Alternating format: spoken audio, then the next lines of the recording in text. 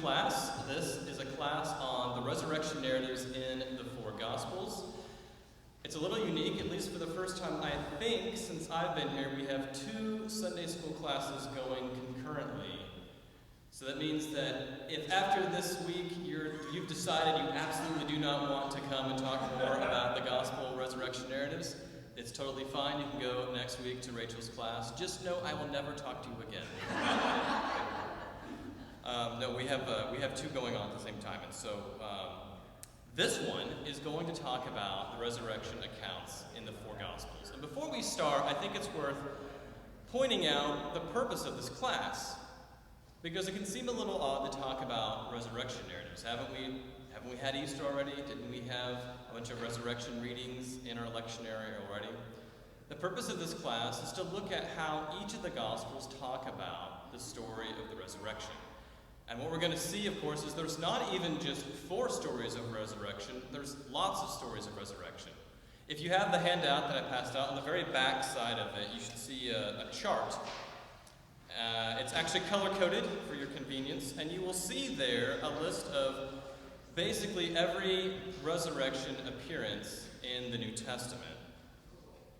So we are going to look at the ones from the Gospels, and also includes the Gospel of Peter, which is, of course, not in our Bible. That is not part of the New Testament. That is something we're going to be talking about a little bit today, and then more in the coming weeks. So you can see already here there are lots of different appearances of Jesus in the New Testament. And the purpose of the class is to look at what each of these appearances has to tell us about what resurrection means. What does it mean to understand resurrection through this prism, through a way of understanding resurrection through this kaleidoscope of images? So that's what I'm going to do today, is we're going to talk about resurrection. So today, actually, what we're going to do is I want to do 3 things. I want to talk about resurrection as an idea or concept first, and then we're going to start with the Gospel of Mark, and we'll talk later about why we're starting with Mark, and then we're going to look at Mark's famous ending, or lack thereof. Okay, so first, resurrection according to Mark. But resurrection first is what I want to talk about. I want to talk about the idea of resurrection. It's easy, I think, to assume that resurrection is something that was easily understood or apprehendable by people in the ancient world and today. The reality is that resurrection comes to become something that is known as kind of a nickname for God. In the same way that if you've watched Seinfeld recently on Seinfeld reruns on Netflix, you'll notice there's a famous scene about George Costanza where he really wants to be called T-Bone. And so what he does is he decides to order a T-Bone for lunch. So when it comes to this lunch order, he says, I think I'm just going to order a T-Bone. You might as well just call me T-Bone because I just really love those T-Bones. And the next guy next to him says, I think I'm going to have one of those too. And everyone else decides, hey, look, he's going to have a T-Bone for lunch. Let's call this guy T-Bone. And George hates that because he never gets to be called T-Bone at all. But that's the nickname he really wants. I bring this up because resurrection becomes a kind of nickname for God, or a new way of understanding who God is. So resurrection is central to the Christian faith and the New Testament. And that God raised Jesus from the dead is the implicit and often explicit presupposition of all the New Testament writings. It is in a different category altogether than the birth of Jesus that occurs only 2 places in the whole New Testament, and is not really developed a lot further. And so it's not merely another example of Jesus' acts of power, or not even his last and greatest. Resurrection is primarily a claim about God, so that who raised Jesus from the dead becomes a new and defining characteristic of God. So resurrection becomes, in a sense, kind of God's nickname. God is the one who raises Jesus from the dead. And we see this over and over throughout all the New Testament, is that God is referred to as the Father, quote, who raised Jesus from the dead. In the same way that if you're reading the Old Testament, one of the nicknames of God that we see over and over again is the one who delivers Israel out of Egypt, out of the house of slavery. I am the Lord your God, the one who delivered you from Egypt, out of the bondage of your ancestors. And then in the New Testament, that same kind of idea, that appositional phrase, becomes the Father who raised Jesus from the dead. It is central to all the New Testament. So, I want to talk about resurrection very quickly as an idea, because there's a lot of bad ideas of resurrection running around. Some ideas of resurrection are basically that Jesus just comes back. He kind of comes back and returns his life. Basically, it's a picking up of where we left off. So, in order to talk about what resurrection is, I want to start by talking about what resurrection is not. So the first thing, resurrection is not a new idea or an insight or an ideal or a teaching. So the church didn't arise from the determination of Jesus' followers to hold on to his deepest ideals, but it's a response to God's act of raising Jesus. Resurrection is also not a subjective experience of the powerful memory of Jesus. It's not like the disciples just were sitting around one day and thought, this whole thing would end a lot better if Jesus was just back, and maybe he's in our hearts and we can just carry that on. That is not what resurrection is. It's not an adaptation of pagan myths about dying and rising gods. It is a way of affirming God's faithfulness when it seems like there is no way to affirm it. I think my slides are off. So the resurrection, I'm going to get ahead of myself. Resurrection is also not about the afterlife. So it's not an affirmation that the human soul is immortal or that there's life after death. And resurrection doesn't have anything to do with the idea that the human soul is somehow immortal. It doesn't have anything to do with ghosts or parapsychology or channeling or anything along those lines. It is a way of affirming God's faithfulness to people. And finally, resurrection is also not about the body of Jesus. And this gets us into disputed territory. This is one of the biggest controversies of the 20th century, but I just simply want to say this. Resurrection is not about resuscitation. It's not about being brought back from the dead. So it's not about Jesus picking up his life where it was before and just moving on. It's not an insight into another way of being embodied. It's not a miracle that happens to Jesus like other miracles in the Gospels. In fact, resurrection is not something that happened to Jesus or Jesus' final accomplishment. It's not an added extra to all the things that Jesus did. And I say this to stress that it is something that God does. So we want to look now at what resurrection is. Resurrection is an event understood as a new and unprecedented act of God. And I want to look at each of these little phrases real quickly before we start moving along. It's an act of God. So God is the central actor in these stories. In fact, the passive voice was raised from the dead is always to indicate that God is the one doing the action, the one who raised Jesus from the dead. It is a claim that God has acted, not just that something happened to Jesus. So this is not about some kind of magic or even some kind of miracle. It's about the fact that God has acted in a new way. And what this is really saying is that God exalts the Jesus who suffers the victimization of death and who enters death as powerless as any human. We just spent a whole long Lenten time talking about the humanity of Jesus.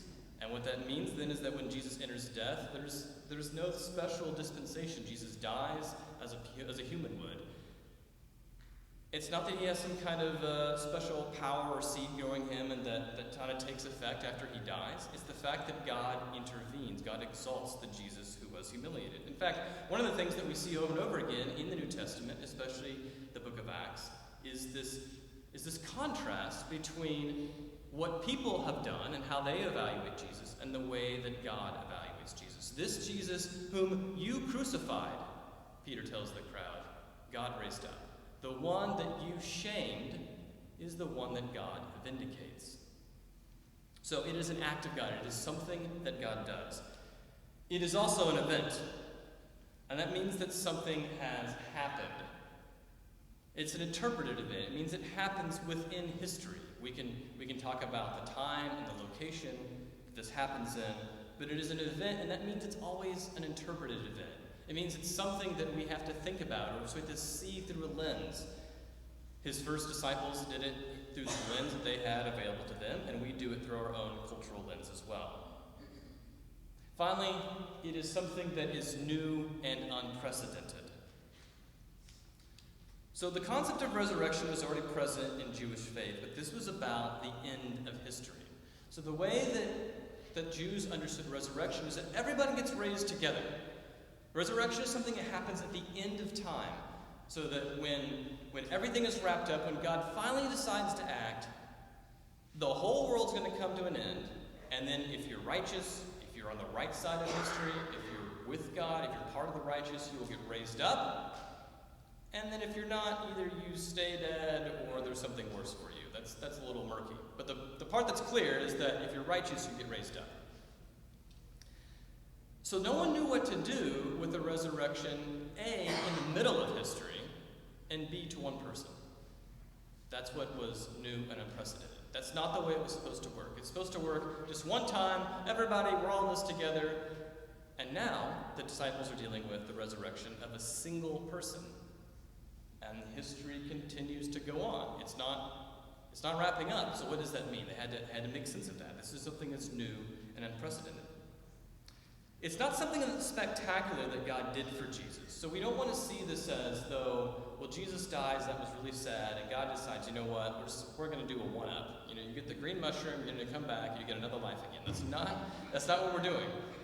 It is an act that God does to intervene within history. It is God's act to bring in the new age.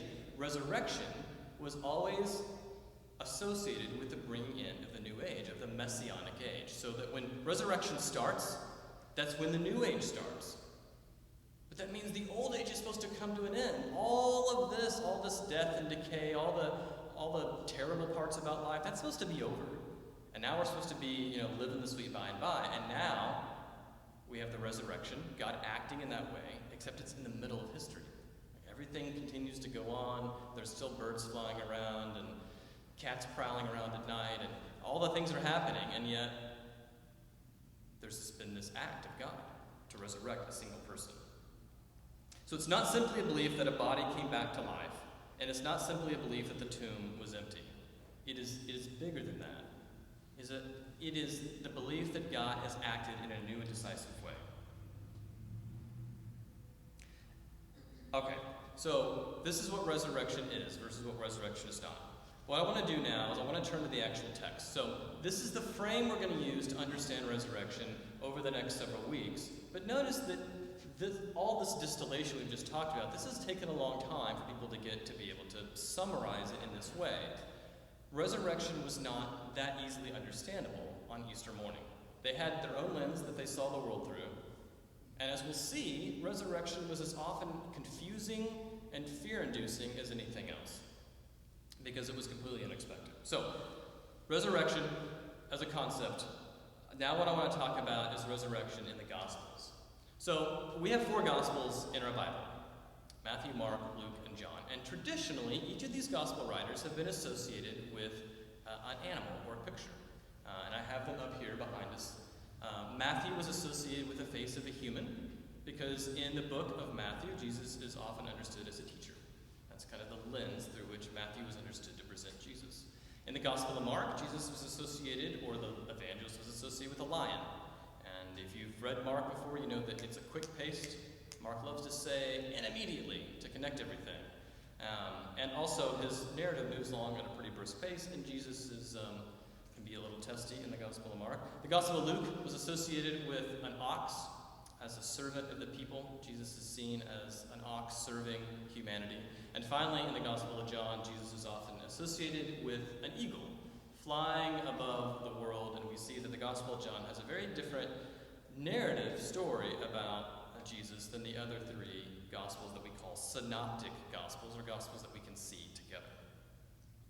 And then here's another example of that same thing. So this is a very common image in churches and in church history art, is portraying the 4 evangelists with these 4 images.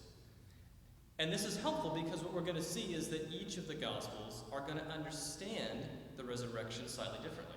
They can have different stories. And you can see in the back here that not all the stories are going to line up. They're going to be different stories. Each of the Gospel writers is going to emphasize something differently about resurrection. Okay, so what I want to do now is I want us to actually look at the text in Mark. So you should have a Bibles, and if not, you can use it on your phone, but I need someone to read for us Mark 16, 1 through 8. Finally to looking at the text now. Mark 16, 1 through 8. Any volunteers to read this for us? Julie, you want one?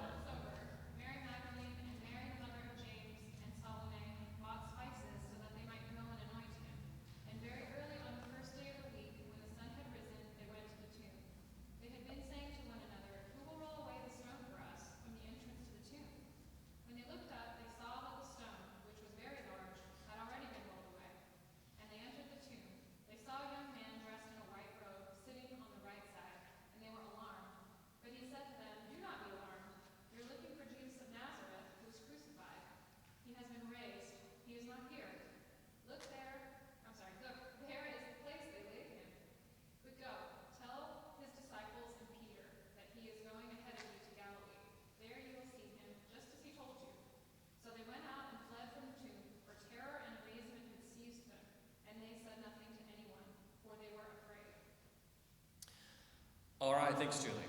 Okay, I feel like I'm so far from all of you, but I want to have a conversation. Thoughts, questions, comments about this part of the Gospel of Mark? Yes? Why didn't they think about who would move that gigantic stone earlier? Like, that's always kind of puzzled me. Is this like poor planning, you're saying? It is.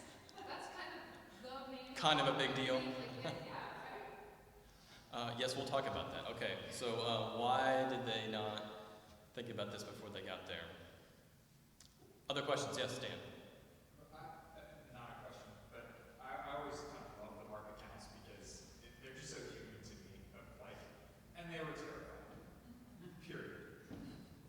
No sweetening up of that narrative. No, neat little bow tied on it. It's just, they thought he'd be there, he wasn't there, some dude was hanging out in the tomb, and they were freaked out.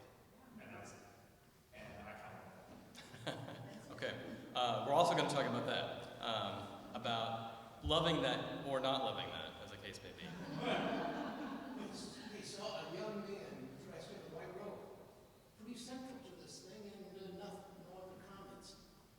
Yeah, that's right. We'll talk about him as well. Yeah, he just kind of shows up to do his thing. Yeah. Just pops in.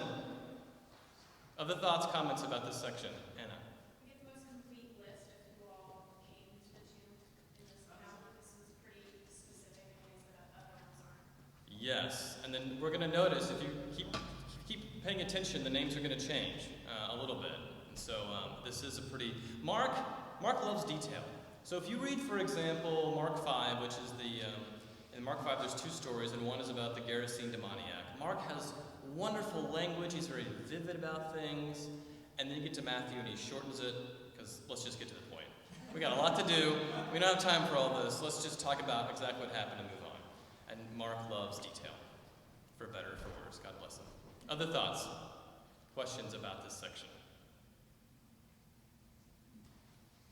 Okay, so we are going to look at this piece by piece here. Okay, so we've talked about a little bit about the situation here in Mark 16. Why are we looking at Mark first? Let me say that before we move on. It's the earliest gospel. The earliest one we have. Yes, Mark is the first gospel that we have, and probably the first gospel that there was, although we don't know that for sure. This is one of the rare things that basically all biblical scholars agree on. Everything after this, there's all disagreement. Like no one can agree on anything, but they all basically agree. There's about 98% of people agree that Mark is the first gospel that was written. And so, what we're going to see as we go through this is that the stories are going to borrow from Mark and then diverge from there. So we're looking at Mark first because Mark probably, most likely, was the very first one written. Okay, so the first few things here. So this has been brought up already. In order that they might anoint him. This is the reason that they're going. When the Sabbath was over, these three women bought spices so that they might go and anoint him. When did they buy spices? Just before the Sabbath was over. It's not clear. It's not clear when they bought spices, but we know that on Friday, as Jesus was dead and they were rushing to bury him, that the sun was setting, and Sabbath starts as the sun sets. So you can't do any work, which means you can't buy anything. And then, of course, it ends when the sun rises, but that's right here. So it's not really clear exactly when they have bought these spices. Maybe they did it on that Friday right before the sun set. Maybe they did it really early in the morning if someone was open on a Sunday. But it's not clear. We don't know exactly when they did it. But they're going to anoint him. And this is the first thing we should notice here, is that well, first of all, that they're women, and second of all, they're going to anoint him. The fact that we have stories about women going to the tomb is really significant, because the women in every story are the very first people to encounter this. And women, as most of us have heard over and over again, were not considered reliable witnesses in the ancient world. And so if you really wanted to have a powerful story about something, you would not use a bunch of women, who, by the way, are also not of nobility. These are not high-ranking women. These are just kind of ordinary, run-of-the-mill women. And that's not going to be your best foot forward if you're really wanting to spruce up your story. So, women are going to the tomb, also to anoint him. So, in Jesus' death, it talks about how Joseph of Arimathea lets Jesus use this tomb. But there's probably an implication in Mark and the other Gospels that his burial was incomplete.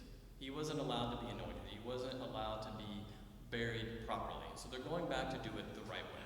They're going to go anoint him, prepare his body, treat it with proper respect.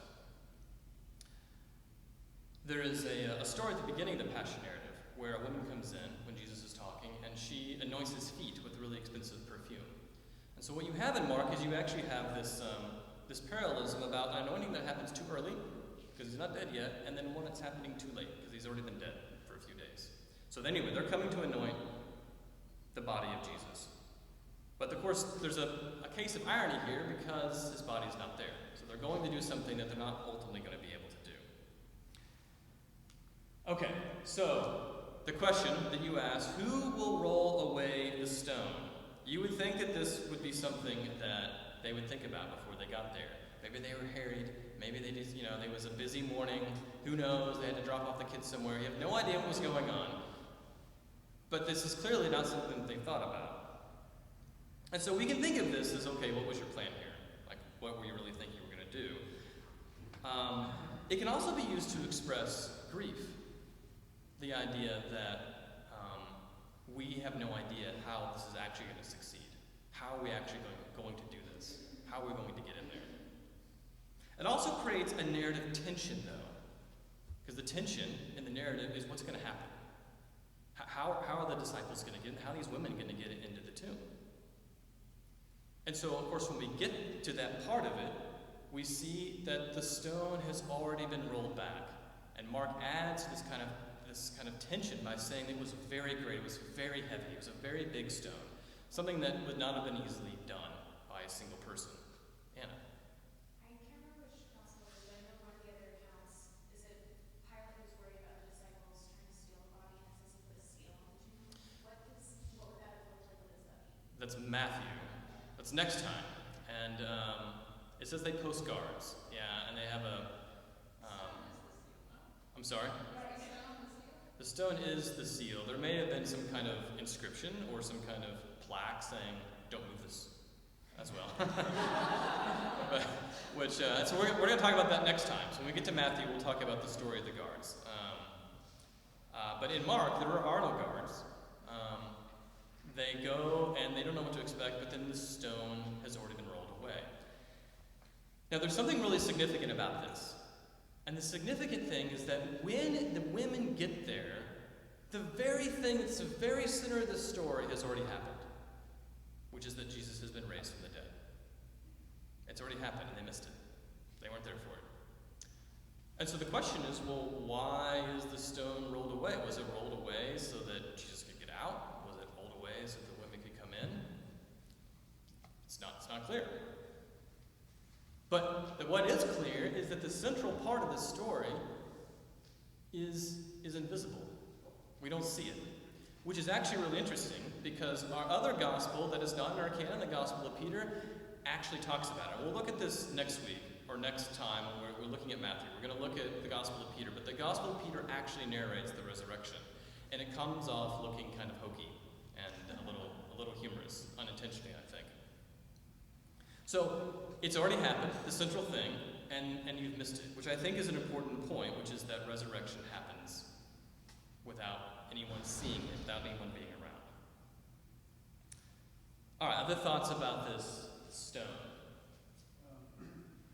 I think it's interesting that, Jesus could walk through doors and appear any place at any time, that he didn't just walk through the stone. Like he has selective magic acts. But I don't know, I just thought that. Yeah, that is interesting, and we're going to get to this. So that those scenes appear in Luke and John. Those are the two places where it seems that Jesus does that. And what it says, when we get to there, is that they're actually behind locked doors, or they're in a house, and Jesus suddenly appears. So they don't even see him like phase through a wall. He's just suddenly there, and then he's not there. So a lot of the stories of resurrection are really confusing. As we'll see here, it's really unusual because you would think there'd be some kind of consistency, like, okay, now we know that Jesus can just phase through things, but that's not at all what people are expecting. But you'd have to prove that the tomb was empty. So if you just appear, they would still leave doubt. Well, how do we know it's him and who's in the tomb? That's exactly right. And that gets us to our next point.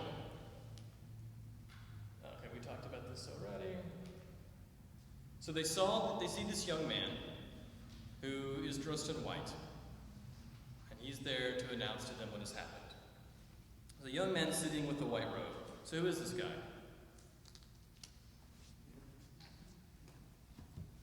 Tradition tells us more like an angel. Yeah, probably. Why would it be an angel? And not Jeff? Maybe the angel's name is Jeff.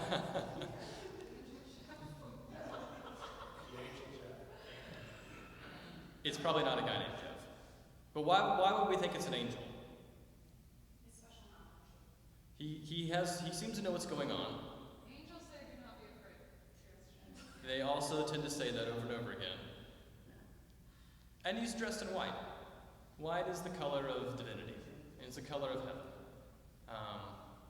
So after this, I think most of the other Gospels will actually identify this person or people, sometimes there's two, as an angel or angels.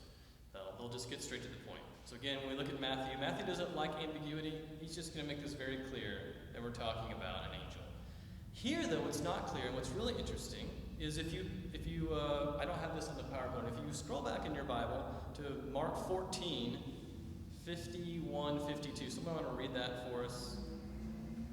50, 51, 52. A certain young man was following him, wearing nothing but a linen cloth. They caught hold of him, but he left the linen cloth and ran off naked. Yes. This story only appears in Mark's Gospel. It's this crazy story at the arrest of Jesus, when they come to get him, and then when they finally grab him, it says all his disciples scatter.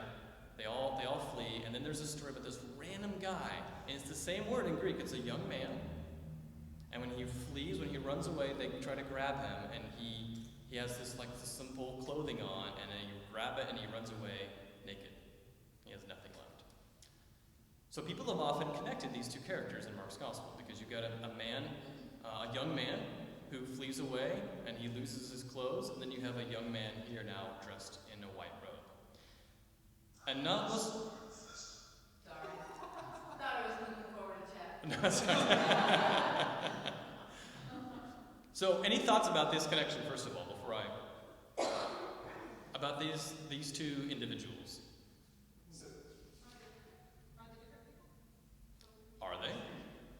I've heard before that Mark 14 was kind of an autobiographical statement from Mark, that it might have been him, and it might have been his family who had the upper room, and he was a teenager following along, or something like that. So, I mean, that would be a little different.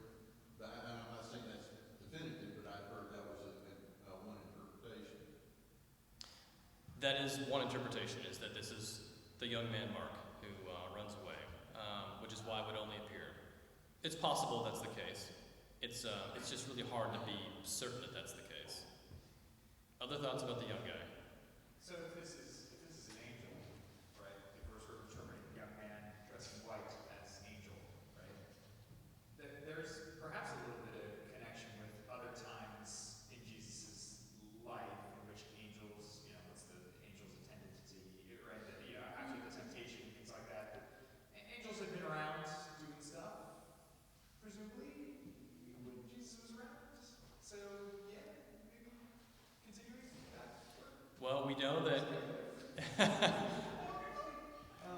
in the temptation narrative, it says that angels came and ministered to Jesus after he was tempted in the wilderness by the devil. So that's certainly also the case as well. If we look at it in a literary sense, it seems to be that these two figures are connected, but not necessarily the same. So in this first story, you have a young man who is a disciple of Jesus who runs away, and this is heightening the sense of abandonment of Jesus. So earlier, when Jesus is having his meal with his disciples, Peter, of course, brashly says, no matter what, I'll never betray you, I'll never leave. And he says, you're going to betray me 3 times. Then all of them say, no matter what happens, we'll never run away. And then they all run away when that actually happens. And this young man who runs away, when he runs away, he's literally leaving behind everything that he has to get away from Jesus.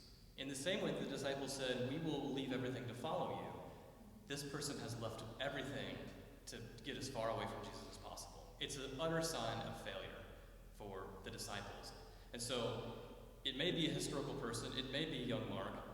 It's really hard to say. Literarily, it certainly plays the role of showing the failure of all the disciples. That we could read all of us into that moment of being the person who wants to leave behind everything to get away from Jesus. And so here, in this moment, there's almost a point of seeing that this is probably an angel. This is probably the way we should understand this character. But also, by saying young man, we are able now to inject ourselves or see ourselves in this role. In other words, restored, sitting at the right hand in a white robe and proclaiming the news about resurrection. This is the end goal of discipleship. That even though you have failed and left, that coming back to be the one who sits in a white robe on the right side proclaiming resurrection is a possible end for you. So that's a possible way of reading this. But the more concrete way of simply understanding this young man is an angel who is announcing the truth of the resurrection. The response of the women is really interesting. It says that they were greatly amazed in Mark, or they were alarmed.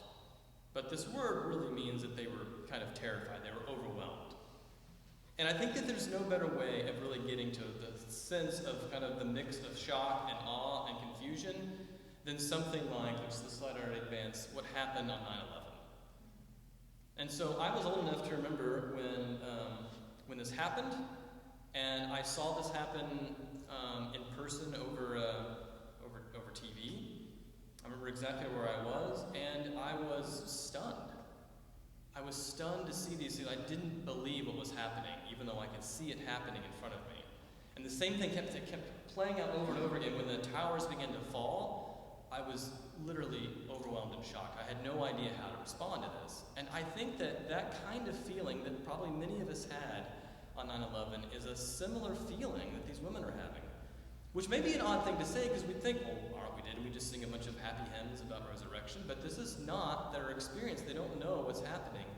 That this is not within their world of their matrix of understanding how the world works. You don't show up at a tomb and it's empty, and there's some young man there telling you that the person you're looking for is not there. They were greatly amazed. They were greatly alarmed, which is why, of course, this idea of befuddlement is that the angel has to always tell them, don't be afraid. So, the angel has 2 pronouncements. And the first one is that Jesus is risen. He is risen. He's not here. And so we talked before about how God is the implied actor here. This is a passive verb. In fact, he is risen is a very kind of churchy way of saying he has been raised, which is what we would do if we were speaking more properly grammatically. He is risen. God is the implied subject. The other thing, though, is that which Jesus is this? So the angel identifies you are looking for Jesus the Nazarene, the one who has been and continues to be crucified. And it's different than the way that Mark has it, because I'm bringing out the sense of this verb, estaromenon, which is right up here. And I basically put this Greek up here so you all know I'm very smart. But the point of putting this up is to show that this verb here is what's called a perfect participle. And one way of rendering that is to talk about its ongoing effect. So it's an action that has happened that has an ongoing effect now. And this is the verb for having been crucified. And so to say that Jesus is the Nazarene, the crucified one, means that he continues to identify as the crucified one. He doesn't stop being crucified in his resurrection. Now, resurrection changes that. It alters that. It transforms that, we might say, but it doesn't obliterate it. And that's very important. So Jesus, the angel says, is the one who has been and continues to be crucified. This is the one, that one that was humiliated, that one that was shamed, that one that was brutally beaten. That's the one who was raised. That's the one who's raised up. That's the very one that God has exalted. The one that all of us participated in shaming and humiliating and torturing. That one has been raised. The second pronouncement is to go tell his disciples and Peter. Go tell his disciples to Peter. So, two things that we will comment on this here is that the women now are serving as the apostle to the apostles. They are the ones who go tell the real leaders the truth, right? These will become leaders of the church, and yet they're the ones going to tell them the news about resurrection.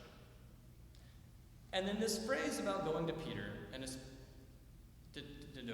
to the 12 and also to Peter, can mean either, especially to Peter, because he's the leader of the apostles, or even to Peter, even to the one who denied him publicly 3 times, even to the one who really failed as a disciple. Even he is the one who should receive this message. And then this says, the very last verse here, so they went out and fled from the tomb, for terror and amazement had seized them, and they said nothing to anyone, for they were afraid. The end. How many of you like this ending? Dan loves it. Anybody else likes this ending? The rest of you are in the majority of all people within church history, because most people have not liked the ending of Mark. And the reason they've not liked the ending is because it seems abrupt. It seems like something's missing. Like if this was an essay from a student, you might turn and expect, like, what's on the next? Oh, there's nothing. Oh, they just stopped in the middle. They just quit.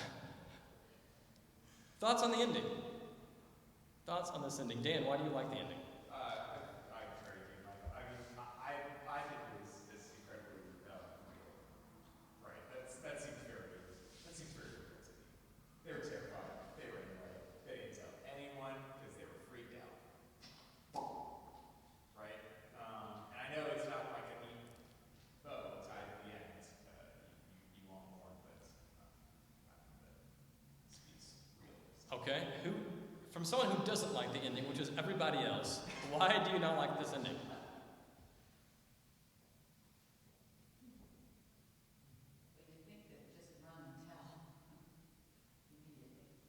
Okay, so it feels like that they didn't obey, they didn't do what was asked of them. There's more to this. It would seem pretty miraculous, yeah. It's like in The Princess Bride when the grandfather's telling the story to the boy, and he keeps saying, and then what happened? And then what happened? Oh, right, yes. Yeah, that's exactly what you end up doing. That's right. Other thoughts on this? Anybody? End of Mark. I agree with they're so scared they didn't tell anyone the sentiment. But at some point, somebody else found out. Yes. And so, can you just give us a little more about what happened maybe a couple days later? Maybe they didn't run right away. Maybe they waited a couple days, we gotta tell them. I don't know. So most of church history did not like this ending, which is why, as you'll see in a minute, there are multiple endings to Mark. But I want to talk about the ending that we do have. This is most texts. If you read in the Bible, in fact, the Bible that's here, you'll see a little note at the bottom that will say that most of the manuscripts end here. They don't have the other endings. So this is the earliest recoverable ending that we have to Mark. I want to talk about this. People have not liked this because it seems incomplete. This is the end to the book, The Road by Cormac McCarthy. I am told this is supposed to be a happy ending, but it does not sound like it to me. This is what it says. Once there were brook... I'm ruining this for you, by the way, but it's been 15 years, so if you haven't read this or seen the movie yet, this is the end of the story. Once there were brook trouts in the streams in the mountains. You could see them standing in the amber current, where the white edges of their fins wimpled softly in the flow. They smelled of moss in your hand, polished and muscular and torsional. On their backs were vermicular patterns that were maps of the world in its becoming, maps and mazes of a thing which could not be put back, not be made right again. In the deep glens where they lived, all things were older than man, and they hummed of mystery. And that's it. Apocalyptic world. And then this is how it ends. I'm really caught up on of a thing which could not be put back or not be made right again. That felt really sad to me, but I've been told by other people who are smarter than me that maybe this is a hopeful ending. So the point is that you can have a book end in a way that seems kind of confusing, and some of us are fine with that. But it's not just modern novels that are like that. The end of the Iliad, we're not going to read through all this because we're running out of time, but the end of the Iliad, famously, doesn't really have a good ending. It talks about Hector's funeral. So Hector is the guy who gets slain by Achilles, if you're familiar with the Iliad. And the very end of it is after they do all this, the very last line is, and in this way they held funeral for horse-taming Hector. But what about after that? I mean, Achilles, he has to still die, and Troy has to get sacked, and there's a whole bunch of the story that's still there. Why are you stopping right here? Sopranos. Well, we could use The Sopranos. If this was not church, we could use scenes of The Sopranos. Like The Sopranos ends, surprisingly. That's right. Just fades to black. It's the satisfaction at the beginning. It begins with Achilles' wrath, and it's satisfying the death of Hector. Right. I think that a lot of people would argue that it does have a satisfactory ending in the Iliad, because we all know what happens afterwards. And we, meaning that the Greeks to whom Homer's writing, they know the rest of the story. They don't need it narrated. And in the same way, people have argued that the same is true of the Gospel of Mark. Yes, eventually someone does tell them. Someone does let it out. But the end of the story has a power in itself without having to narrate it. Just using one final example, here's the end of Jonah. So even within the biblical canon itself, the end of Jonah gets all upset about what God has done. He goes under a vine that God makes grow up, and then God makes a worm to eat the vine, and it withers away, and Jonah's really angry. And God said to Jonah, "Is it right for you to be angry about the plant?" "It is," he said. "And I'm so angry I wish I were dead." But the Lord said, "You have been concerned about this plant, though you did not tend it or make it grow. It sprang up overnight and died overnight. And should I not have concern for the great city of Nineveh, in which there are more than 120,000 people who cannot tell their right hand from their left? And also many animals." And that's it, and that is how Jonah ends. So it is not that uncommon that you would have a book ending in this kind of mystery. And I think that what Mark is trying to do by this kind of ending is to highlight that sense, that numinous feeling that the disciples had at this completely unexpected event. We're almost out of time, and so I simply want to talk about the multiple endings of Mark. There are actually 5 different ways that Mark's gospel ends. There, as you can see here, there's a shorter ending where someone just says, "Actually, you know what? They did obey, and everything was fine." And then there's a longer ending, and then there's multiple ways these get put together. We're not going to talk about that in great detail. But clearly this was unsatisfactory to a lot of people. And they wanted the story to go on. But this probably only became the case after all the other gospels circulated and Mark himself was seen to be deficient. All right, we need to end here because we're at time. Any last comments or thoughts? I think it's interesting how Mark obviously doesn't begin with Mary, the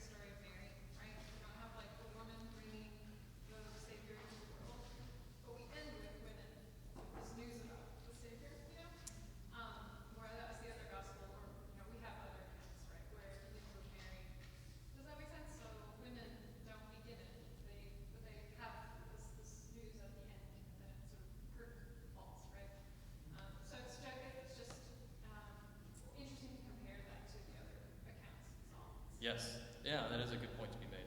And that's a good point to end on. Thanks so much. Glad to see all of you. We will not be meeting for 2 weeks. We'll be back 22nd. the 22nd.